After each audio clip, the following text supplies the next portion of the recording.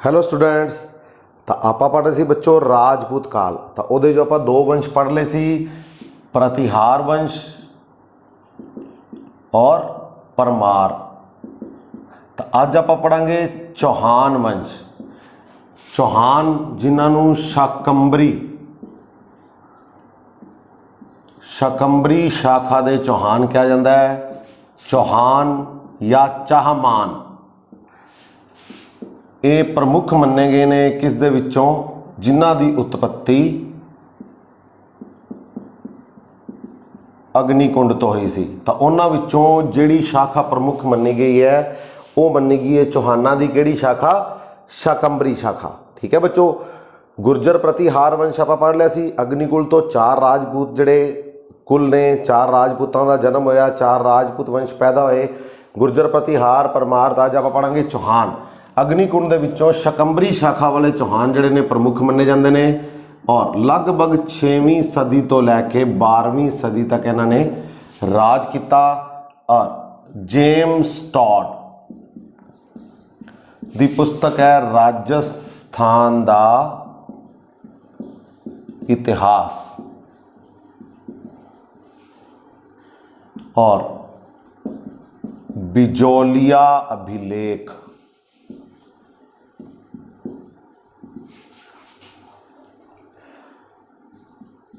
ਨਿਆਨ ਚੰਦਰ ਸੂਰੀ ਦਾ ਲਿਖਿਆ ਹੋਇਆ ਹਮੀਰ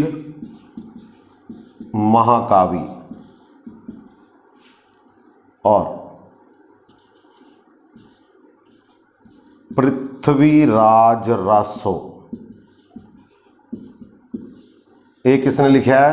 चंद्र बरदाई ने। तो ये इस गल की पुष्टि करते हैं भी अग्निकुंड तो जिहड़ी शकंबरी शाखा सी चौहान वंश की, वो चाहमान जिन्हां ने राज किया दिल्ली अते अजमेर ते, और इन्हां दा संस्थापक इन्हां ने मन्निया इन्हां सारियां दे अकॉर्डिंग वासुदेव, जिसने कि लगभग 551 ईस्वी दे विच स्थापना की सी किसदी? चाहमान वंश की, चौहान वंश की। किहड़ी शाखा की? शकंबरी शाखा की। ठीक है बच्चों। शकंबरी शाखा राजस्थान का इतिहास, बिजोलिया अभिलेख, जेम्स टॉड की बुक है राजस्थान का इतिहास। ਨਿਆਨ ਚੰਦਰ ਦਾ ਸੂਰੀ ਦਾ ਸੰਸਕ੍ਰਿਤ ਮਹਾਕਾव्य ਹੈ, ਹਮੀਰ ਮਹਾਕਾव्य ਹੈ, ਇਸ ਗੱਲ ਦੀ ਪੁਸ਼ਟੀ ਕਰਦਾ ਹੈ। ਚੰਦਰ ਬਰਦਾਈ ਦਾ ਪ੍ਰਿਥਵੀਰਾਜ ਰਾਸੋ ਇਸ ਗੱਲ ਦੀ ਪੁਸ਼ਟੀ ਕਰਦਾ ਹੈ ਵੀ ਸੰਸਥਾਪਕ ਕੌਣ ਸੀ ਸ਼ਕੰਬਰੀ ਸ਼ਾਖਾ ਦਾ? ਉਹ ਸੀ ਵਾਸੁਦੇਵ। ਔਰ ਪਹਿਲੀ ਰਾਜਧਾਨੀ ਸੀ ਇਹਨਾਂ ਦੀ ਅਹਚਰਪੁਰ। ਰਾਜਧਾਨੀ ਸੀ ਅਹਚਰਪੁਰ और सपदलकश एरिए उत्ते इन्होंने राज किया। प्रारंभिक राजिया ने जिहड़ा कि हुण राजस्थान का हिस्सा है। सपदलकश राजधानी अहचरपुर।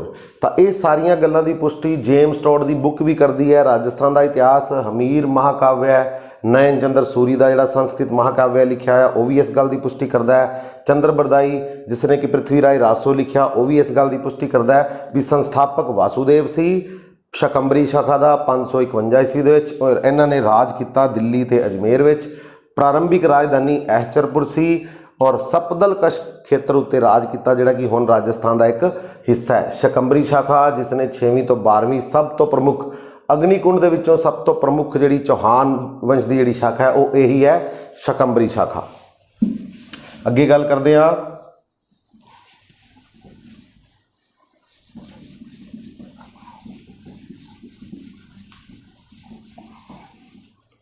जिहड़े प्रारंभिक राजे सी। प्रारंभिक राजे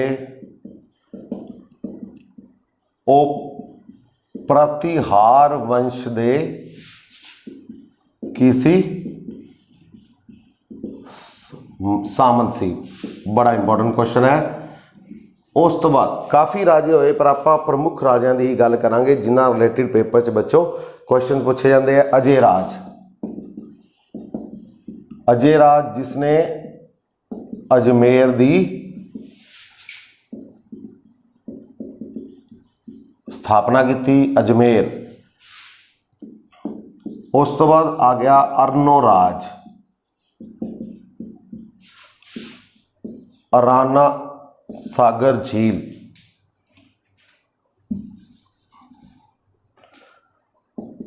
आना सागर झील बनवाई इसने किथे, अजमेर विच। आना सागर झील बनवाई अजमेर विच। और इसे ही झील दे कोल दौलत बाग बनवाया बाद विच किने,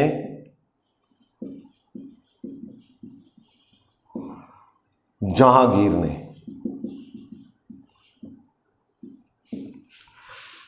अरनोराज जिसने कि आना सागर झील बनवाई अजमेर कोल, और इसे ही झील कोल बाद विच मुगल बादशाह जहांगीर उसने की बनवाया सी, दौलत बाग बनवाया सी, दौलत बाग।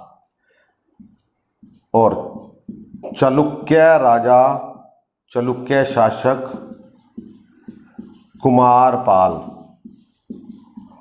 इसने 2 बार हराया किनू, अरनोराज नू।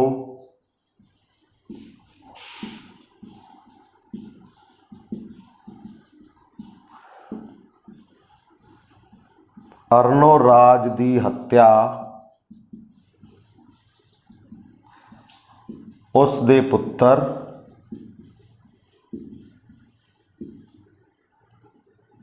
जगदेव ने कीती। हाँ जी, तो अरनोराज, अजयराज जिसने कि अजमेर की स्थापना की, अरनोराज उस तो बाद शासक बनया प्रमुख शासकों विचों। तो आना सागर झील बनवाई उन्हें अजमेर विच, और उत्थे ही दौलत बाग बनवाया बाद विच किने, जहांगीर ने।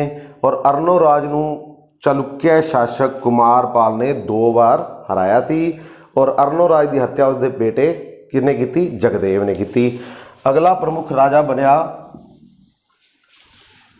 विग्रहराज चौथा।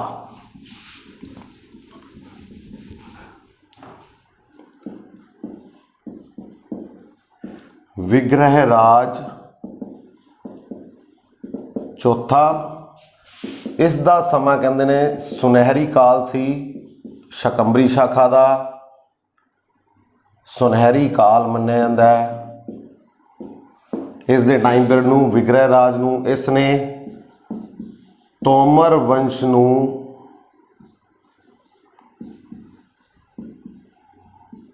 हरा के की बनाई, हाँ जी, दिल्ली नू जित्या इसने, और दिल्ली नू की बनाया राजधानी। हाँ जी, बड़ा इंपॉर्टेंट क्वेश्चन है। तोमर वंश नू हरा के किसने दिल्ली नू राजधानी बनाया? तो बनाया सी विग्रहराज चौथे ने। और इस दे दरबार में सी सोमदेव जिसने कि ललित विग्रहराज लिखा, और नरपति नलय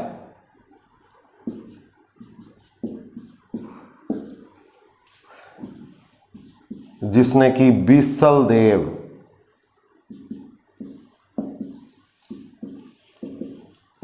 रासो लिखी। तो ये दोवें दरबारी सी, और विग्रहराज चौथे नू की कहा जाता सी, बीसल देव। हाँ जी, तो विग्रहराज चौथे नू बीसल देव भी कहा जाता है, याद रखना है। बीसल देव भी कहते हैं और बीसल देव भी कहते हैं। तो इस दे दरबारी कवि सी सोमदेव जिसने की लिखी सी ललित विग्रहराज, और नरपति नलय ने लिखी सी बीसल देव रासो।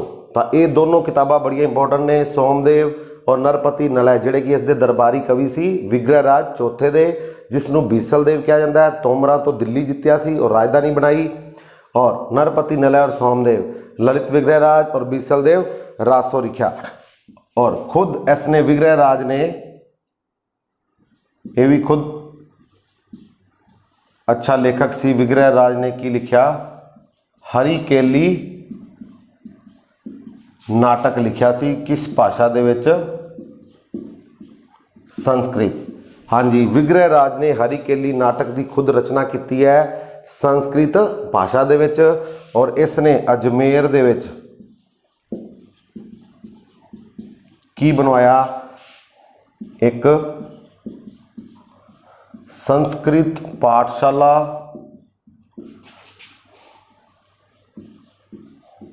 बनवाई। इस संस्कृत पाठशाला नूं बाद विच कुतुबुद्दीन ऐबक जिस उसने की बनाता है, इसनूं तोड़ के 2.5 दिन का चोपड़ा मस्जिद। ठीक है बच्चों, तो 2.5 दिन का चोपड़ा एक कुतुबुद्दीन ऐबक ने संस्कृत जिहड़ी पाठशाला बनवाई सी, एक विद्यालय बनवाया सी विग्रह राज चौथे ने अजमेर विच, उसनूं तोड़ के की बनाता 2.5 दिन का झोपड़ा, जोड़ी की एक मस्जिद सी। उस टाइम कहते ने ये राजस्थान दे विच एक पहली मस्जिद सी। कुतुबुद्दीन ऐबक जिहड़ा कि दास वंश का संस्थापक सी। तो तुसीं मैनूं कमेंट बॉक्स में दसना है कुतुबुद्दीन ऐबक किस दा दास सी। कुतुबुद्दीन ऐबक किस दा दास सी। तो दिल्ली नूं तोमरा तो जित्या विग्रह राज ने। 2 दरबारी कवि सी, सोमदेव और नरपति नलय। बीसलदेव कहा जाता है। अजमेर में संस्कृत पाठशाला बनवाई और ललित विग्रह राज सुनहरी काल कहा जाता है इन्हों। और अगला जिहड़ा राजा बनया वो बनया इस तो बाद पृथ्वीराज चौहान। पृथ्वीराज चौहान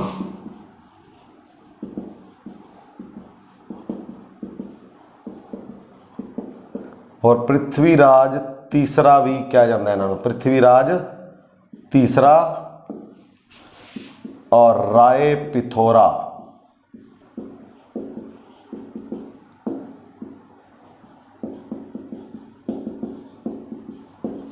हाँ जी, पृथ्वीराज जिसनों की राय पिथोरा भी कहा जाता है, क्योंकि दिल्ली दे विच राय पिथोरा किला जिहड़ा कि लगभग खंडर हो चुका है, तो वो किसने बनवाया सी? पृथ्वीराज चौहान ने। और इसका जिहड़ा समा मन्निया जाता है 1178 तो 1192 और इसनूं पृथ्वीराज तीसरा भी कहा जाता है।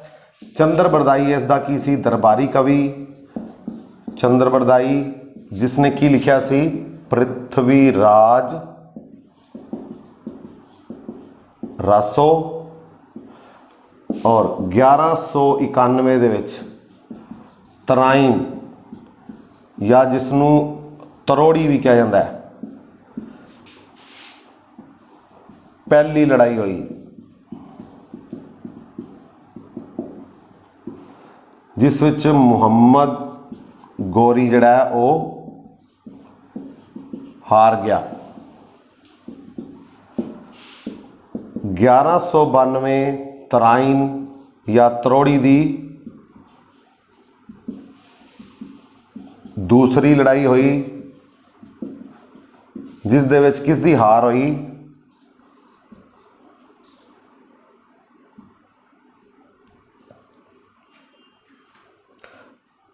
पृथ्वीराज चौहान दी। तो ये बड़े इंपॉर्टेंट क्वेश्चन है। तरोड़ी की लड़ाई या तराइन की लड़ाई, पहली 1191 जिस मुहम्मद गोरी की हार हुई। दूजी लड़ाई पृथ्वीराज चौहान हार गया और उसनों मार दिता गया मुहम्मद गोरी के द्वारा। दरबारी कवि सी पृथ्वीराज रासो, जिसने लिखी चंद्र बरदाई 1178 तो 1192 ईस्वी तक। और इस तो बाद अगला जिहड़ा शासक बनया वो बनया पृथ्वीराज चौहान तो बाद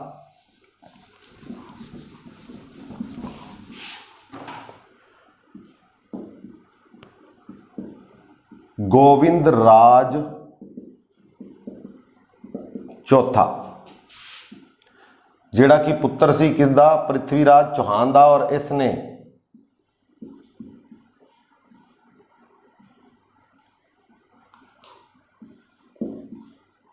रणथंभोर शाखा किहड़े वंश दी?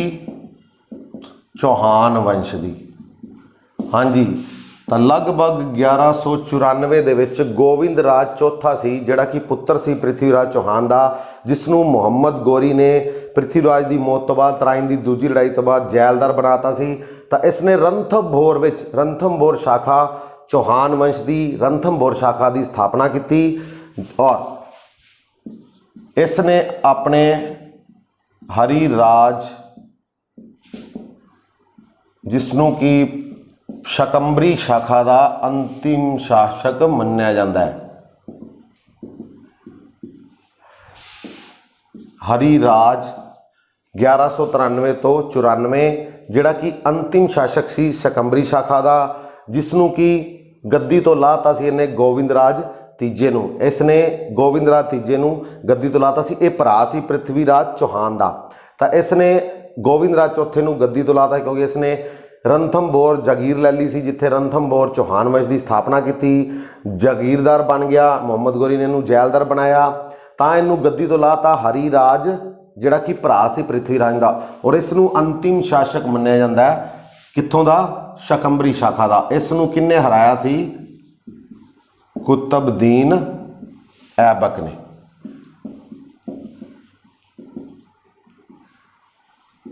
और शकंबरी शाखा चौहान वंश की शकंबरी शाखा का जिहड़ा वो अंत हो गया सी। अंतिम शासक हरि राजा, जिसनों हराया किसने? कुतुबुद्दीन ऐबक ने। और गोविंदराज चौथे जिसने कि 1194 रणथंभौर शाखा की स्थापना की सी।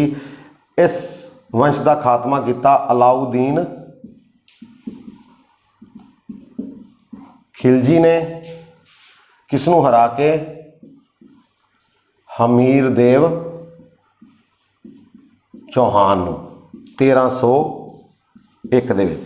तो गोविंदराज चौथे ने जिहड़ी रणथंभौर शाखा की स्थापना की सी, उस शाखा के अखीरले शासक हमीरदेव चौहान, जिस दे नाम ते हमीर महाकाव्य बनया होया है, तो इसनूं हरा के जिहड़ा अलाउद्दीन खिलजी ने 1301 विच रणथंभौर शाखा जिहड़ी चौहान वंश की उसनूं भी उसका भी खात्मा करता सी। ठीक है बच्चों, तो ये सी अपना अज का टॉपिक चौहान वंश शकंबरी दे चौहान, पृथ्वीराज चौहान प्रमुख राजा, विग्रहराज चौथा।